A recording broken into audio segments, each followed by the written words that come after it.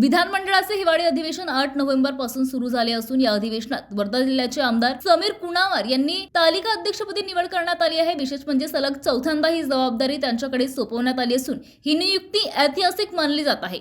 विधिमंडळाचे कामकाज सुरळीत आणि शिस्तबद्ध पद्धतीने पार पाडण्यासाठी अनुभवी नेतृत्वाची गरज लक्षात घेता आमदार समीर कुणावार यांची पुनरानियुक्ती ही त्यांच्यावर असलेल्या विश्वासाची पावती असल्याचे मानले जात आहे। या निवडीमुळे मतदारसंघातील नागरिकांसह भाजप पदाधिकारी व विविध संघटनांनी आनंद व्यक्त केला आहे। 2014 पासून वर्धा जिल्ह्यात आमदार असलेले समीर कुणावार हे हिंगणघाट विधानसभा मतदारसंघाचे प्रतिनिधित्व करत आहे।